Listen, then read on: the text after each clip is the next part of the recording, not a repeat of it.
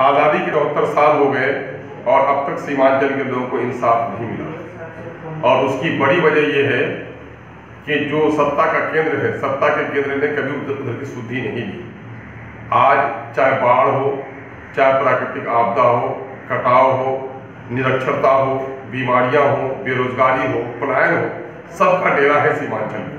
इसलिए हमारी पार्टी की ओर से और सीमांचल के जन जन की ओर से मुतालबा है कि बिहार की दूसरी राजधानी पूर्णिया को बनाया जाए, वहां पर हाईकोर्ट का बेंच स्थापित किया जाए।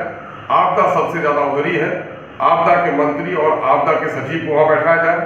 वहां पर जल संसाधन का पूरा मामला दरभंगा से लेकर मधुबनी होते हुए सुपौल, सहरसा, पूर्णिया, अररिया, कटिहार, किशनगंज, ये वो क्षेत्र हैं जो हर साल जलमग्न होते हैं 6 महीने तक। इसलिए वहां पर पूरे तौर पर जल संसाधन की मंत्रालय काम करे।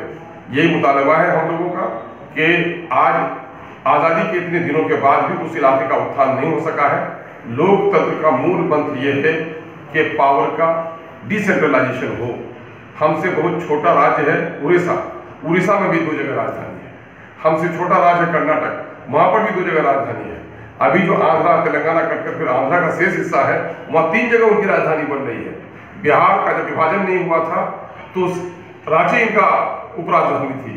तो आखिर क्या वजह है कि सीमांचल के इतने पिछड़ेपन के बाद भी महामहिम के अभिभाषण में सत्ता के साथ इंसाफ करना और डिसेंट्रलाइजेशन ऑफ पावर करने की कोई झलक नहीं है।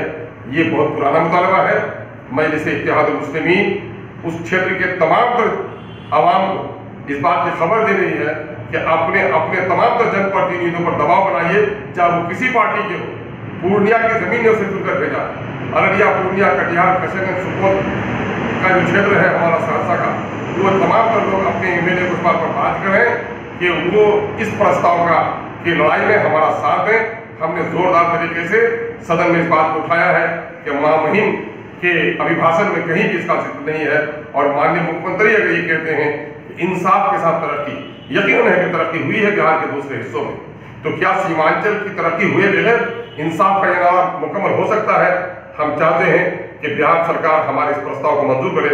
उसकी लड़ाई हमने सदन से लेकर सड़क तक शुरू की है। सदन में हमने छता दिया है, हमने वहां की जनता की आवाज को पहुंचा दी है। अगर बिहार सरकार ने इस पर निर्णय नहीं लिया तो सीमांचल की सड़कों पर भी चक्का जाम करने का काम हमारी पार्टी करेगी।